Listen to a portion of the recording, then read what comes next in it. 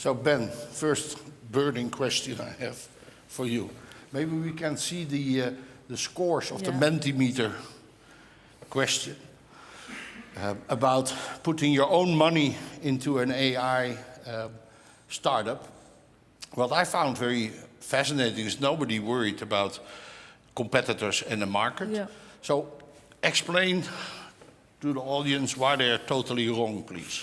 Well, it's a trick question because you need them all. You know, I always say it takes 5 things for me to make an investment. People, a great idea, and a huge market if it works. The team is definitely the single most important thing you can have. You know, you'll always take a grade A team with a grade B idea over the reverse. But what I've learned the hard way is it just doesn't work well to back phenomenally smart people with mediocre ideas or small markets. So you pretty much have to have all of it. The competitive landscape is relevant as you go into diligence. So, you know, I do very, very early stage investing, what is called seed. I've been doing that since 2007. And I prefer green fields. You know, I'll often see an entrepreneur that'll present an idea, and my answer is, yeah, there's a lot of people doing that. I'm not interested in funding somebody to go build a new building in a crowded city. I want someone to pitch a tent in a green field. And then if things work out and it turns out that green field is New York City or Paris, then I'm very, very happy. So competitive landscape is important, but it probably also depends on stage. And it's probably not in the first part. I mean, if you pitched me a new social network, in the past I would have said, but Perplexity's doing a pretty good job, so maybe, you know, things change over time. But doesn't the market illustrate, or that the competitors are, that there is a market? So there's a bunch of things entrepreneurs say that drive me absolutely insane. And one of them is, well, when you saw so-and-so get funded with $100 million, that validated our idea. No, that handed your enemies a bunch of tanks and you're holding a knife. What that did is validated the fact that somebody else is so far ahead of you that your chance of success is now diminished to almost nothing. You know, you think about check investing. Every VC that knows what they're doing wants the same thing, a monopolistic opportunity. It's a winner takes most business. You know, think about the greatest companies in the world, okay? By the way, they're all Silicon Valley-based, Sand Hill Road backed, venture capital backed technology firms. Every trillion-dollar company in the world came from my neighborhood. That's pretty amazing. Right? We could talk about the difference between the US and Europe if you'd like, but what do they have? Apple, $3 trillion market cap, right? Pretty much, it's not a monopoly unless you look at the revenue that flows through the handset. There are more Android devices on the planet than there are Apple devices, but all the revenue flows through Apple. You know, Google still pretty much it when it comes to search. Perplexity is definitely biting at their heels and is a valuable bet. But you know, and on and on and on. NVIDIA right now, everybody's trying to spin up a new way to build GPUs and be able to compete. So you want to own the market. And when you do, the value creation is enormous. The multiplying effect of being number one can be worth 100 to 1,000 times as much as being number 2. Yeah. If you're number 1, you did your job as a VC. If you're number 2, you're probably going to get acquired. Maybe you have a viable business. Yes, there are businesses where you can be number 1 and number 2 in tech, but you know. In the tech market, winner takes all. The top, they take 80%, number 2, 15. And everybody else gets bought. Everybody else is maybe everybody else is you know, anything from a interesting acquisition to talent. Yeah, very interesting insights. You just told us like where to prioritize, how to prioritize investing, and also your thoughts about the monopoly and investors in general. But what is your fund's overall investment strategy, and where does AI fit? So, you know, I've been doing this for about a little shy of 18 years now, and for the first, by the way, when I started in 2007, seed didn't exist. I was one of the first 3 institutional seed investors. And people would always ask, what are you looking for? What are you looking for? What are you looking for? And my little pithy 5 things took me like a decade to come up with. The one that took equally as long is to say what I finally realized I'm looking for in every investment I make. I'm looking for an entrepreneur to make me say, wow.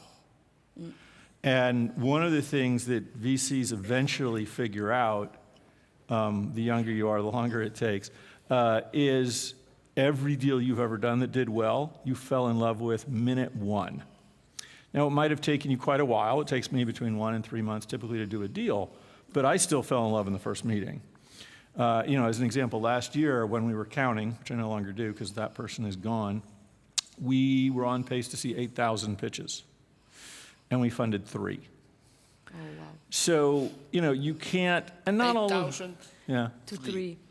And not all of those were in-person meetings. That was literally everything from sitting down over coffee for an hour to a 3-minute demo day online. Obviously more of the latter than of the first. I can't do 8,000 one-hour coffees, although I think most people in Silicon Valley have realized if they buy me lunch, I'll probably show up, which is a weakness of mine. But, it's nice to sort of find a way to let entrepreneurs you might not have, I want to be opportunistic. Yeah. But you only survive that pace when you say no in the meeting. And so what I've always said to entrepreneurs when I meet them in person is I can't get to yes in a meeting. I can get to no in a meeting, or I can get to I want to spend more time with you. And then you progress from there. Categorically, we invest in anything tech, seed almost exclusively, occasionally pre-seed, except 3 categories. We don't do crypto, don't do med tech, and we don't do security. The crypto is probably pretty self-evident why. Right. Med tech and security require very, very specific domain expertise. I have personally backed some med tech related businesses. One just confidentially filed to go public, and another one was talked about yesterday, which is Hippocratic, which is a phenomenal AI business. Now, in terms of how AI fits into my structure, nothing fits into a preordained structure for me. If you look at the last 40 years of venture investing, if you ask LPs that really know what they're doing, specialist funds, focused funds, have always underperformed generalists, with one exception, which was a blip, which was crypto.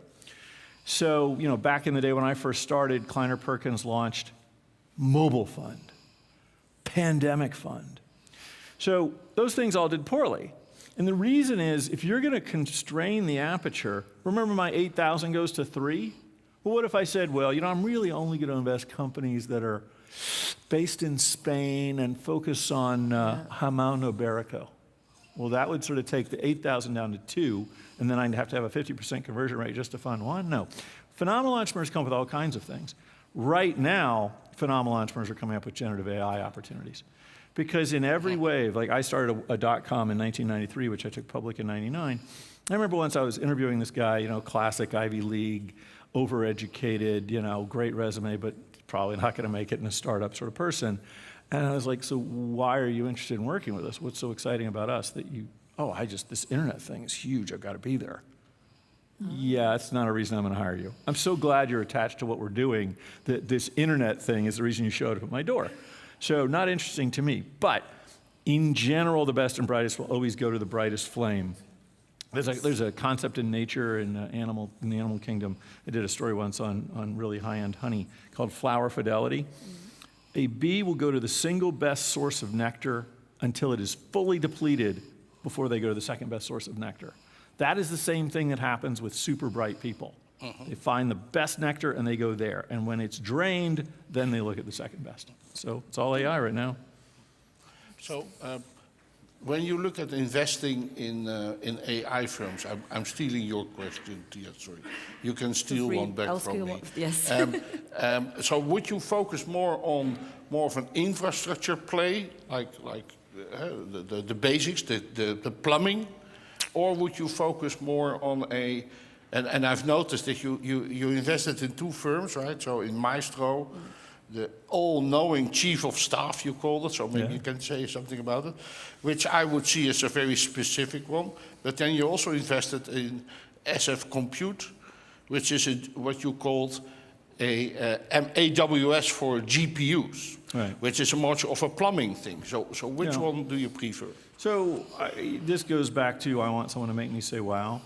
I spent about 18 months thinking about and researching. My version of research is I had breakfast every week with somebody that had sold an AI company to Google over a decade ago and is currently running Hippocratic, actually.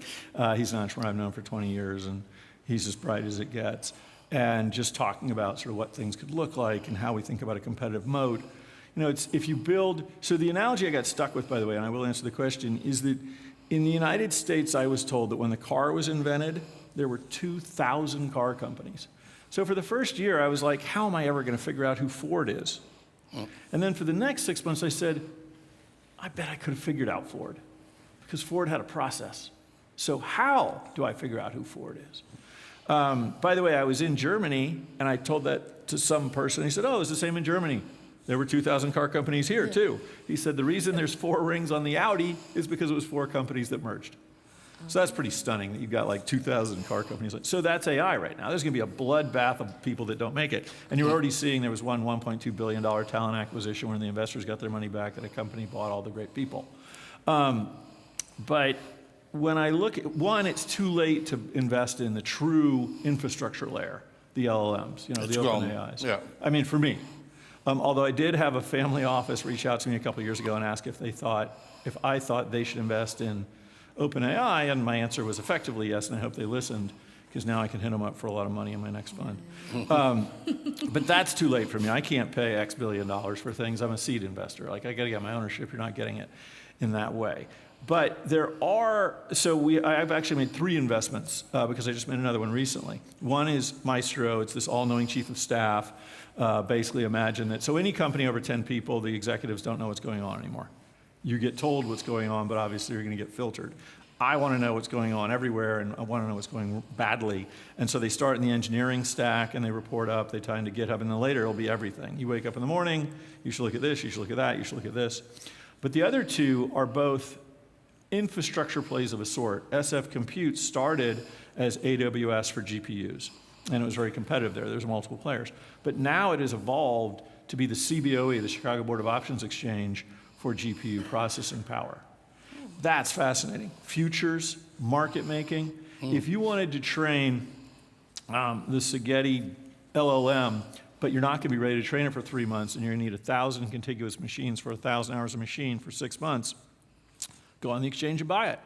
Now, let's say instead you bought a bunch of H100s, and you've got them all in a server system, and you spent your $200 million on it, and now, you know what, you're not using them that much anymore. Throw it on the exchange. So I think that's going to be phenomenal. It's probably the highest price I've ever paid in my current fund. And then the last one actually was highly relevant to everything that was just talked about, a company called ScalePost. This is the New York Stock Exchange for data. Ultimately, one of the things I believe from all those breakfasts, data is a temporary moat.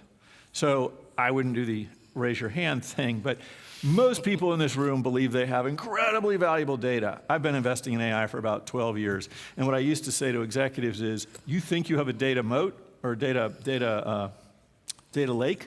You probably have a data swamp. Or worse, a data sewage. So you did nothing to structure it in a way that's useful, so what you have is an enormous pile of garbage that you believe is filled with gold. Good luck. I don't know who's going to be mining through your garbage to find the leftover tin foil that you're going to get recycled. But there is obviously data out there that's of some value. The thing that's going to happen, so there's a natural cycle to how businesses adopt new technology and how they feel about the value of their technology and how protective they are. And so they're like, well, this is my data. I'm going to keep this data. This is super valuable data. I'll do a deal with you and only with you, and you'll pay me a bunch of money, and then we'll share this data, and I'll get all the value because I'm going to keep it for myself.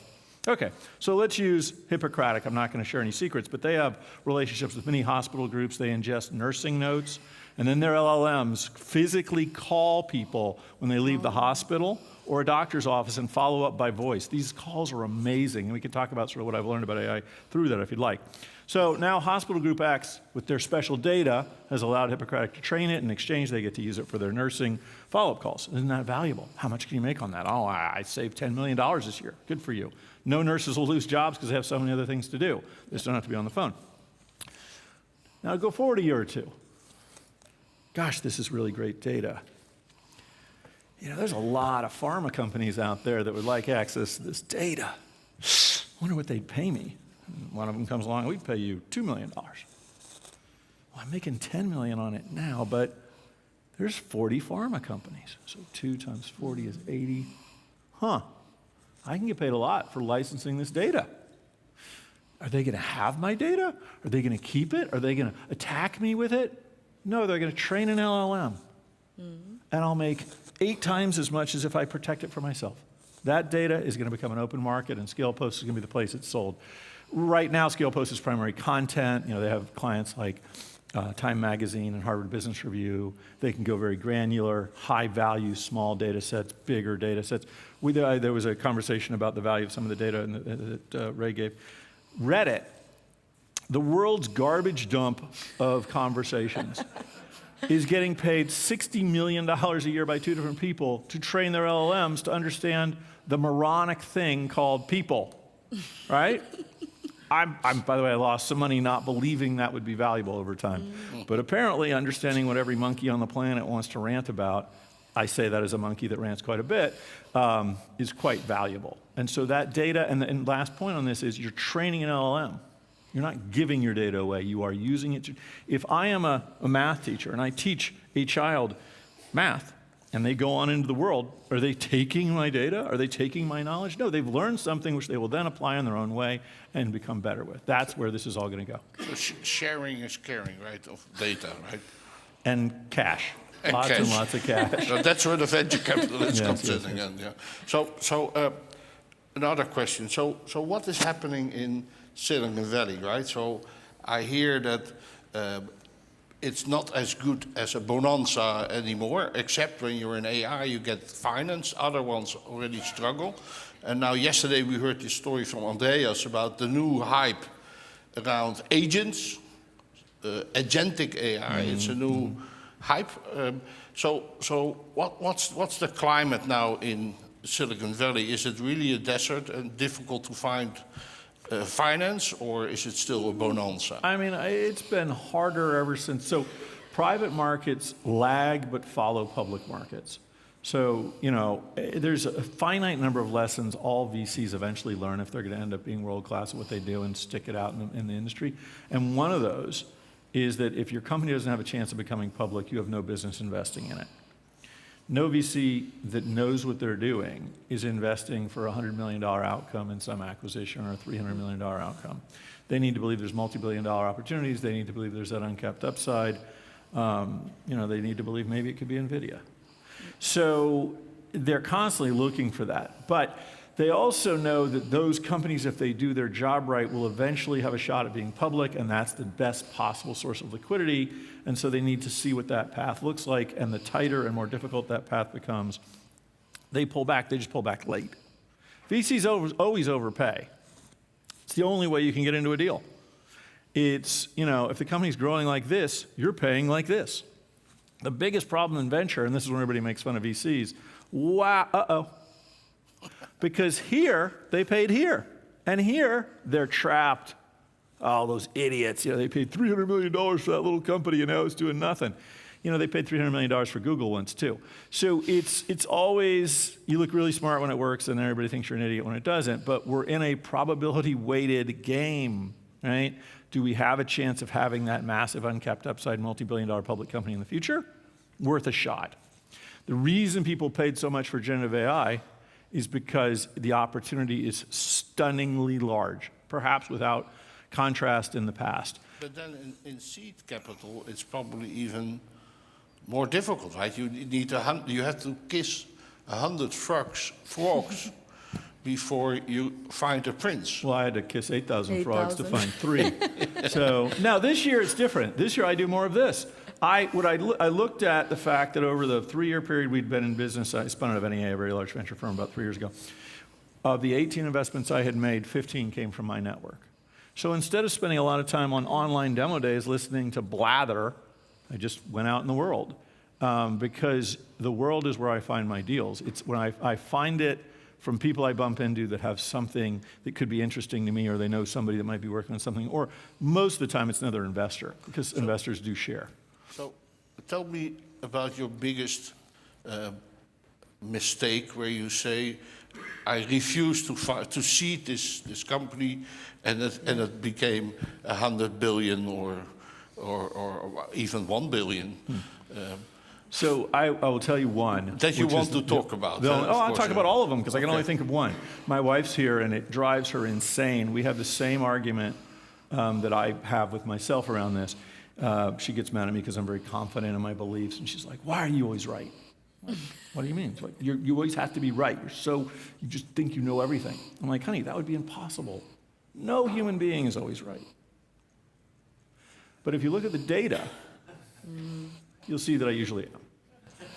In my history as an investor, I can remember one time where I totally and completely missed it. There's a company called Wix. People might know. It's an Israeli company that does website design. You go in and I was the first person they met. And they came to me for advice and they pitched me and I was like, I don't know why this is remotely interesting. There have been website design tools around since I started doing the web business, not in 93, but 2 years later in 95. I mean, who would possibly invest in just another version of that? There's at least 6 I can think of. Oh man, was I wrong. Public company worth quite a lot of money. Now, there've probably been some where I was right and didn't get to invest anyway because the firm I was with didn't believe that I was right and kept me from doing it. There's more of those than there are of that first one. But it hasn't been like, oops, I missed Google. Well, I didn't miss Google because I wasn't an investor, but I met the co-founder of Google early on and I thought he was an absolute jerk.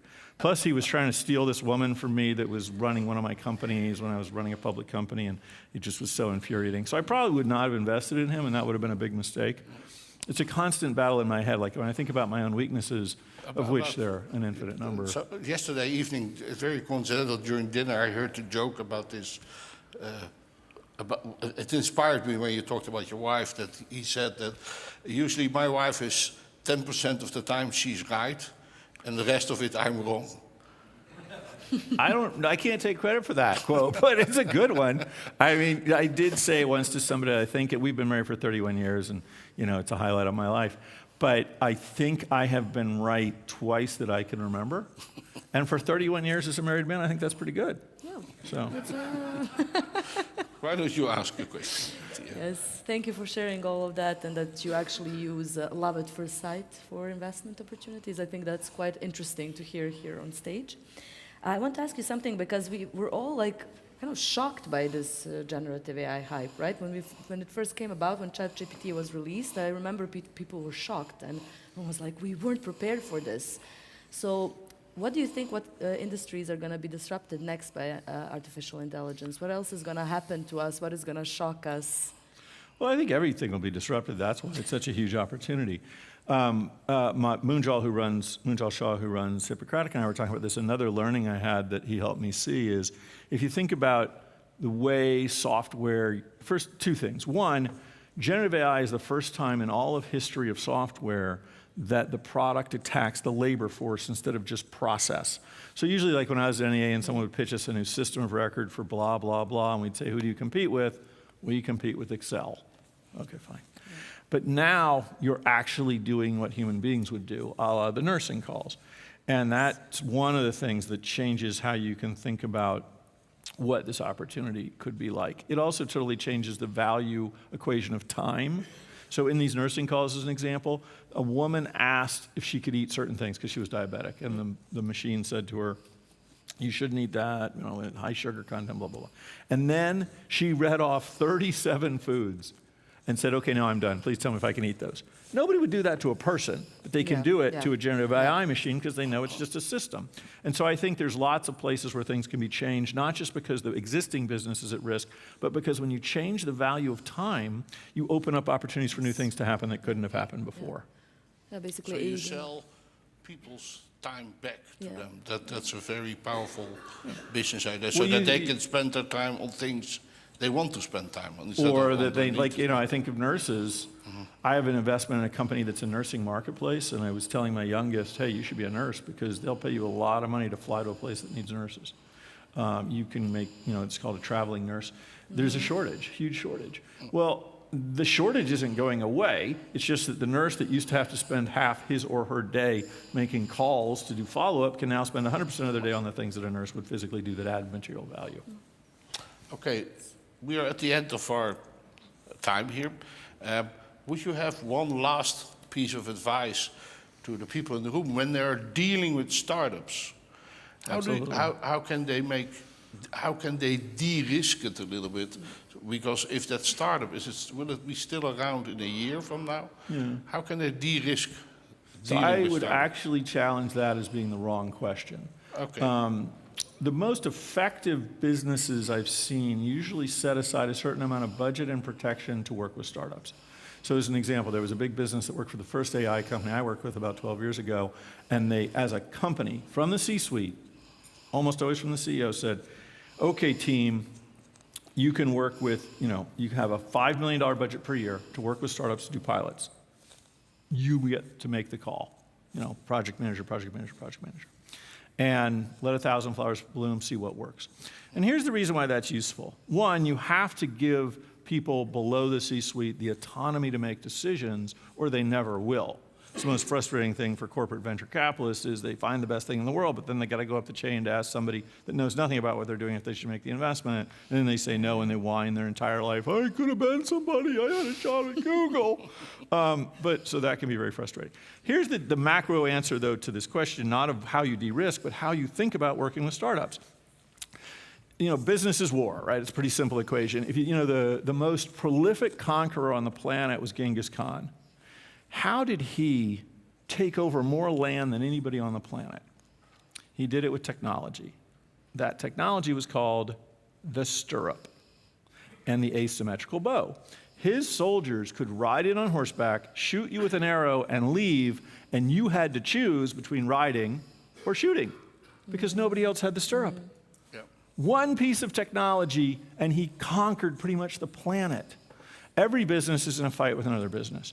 When you use technology at the beginning of its evolution, it's a competitive weapon. It's the stirrup before others have it. When you use it when they have it, you're just sitting there to be par. So it goes from, I think of startups working with corporates as an investment in the beginning, an expense in the middle, and a bad scenario when you're a laggard, right? Because now it's not even an expense, it's just losses. So profit, expense, loss is the evolution. And so when you give your team the freedom to use things, you may find that many of them fail. Think like a VC, right? VCs don't expect all their companies to make them money, but they expect some of them to make them 100x their money. You don't get a 10x fund by having a 10x outcome. You get a 10x fund by having 100 to 250x, 250x is the biggest one I have right now, company in your portfolio.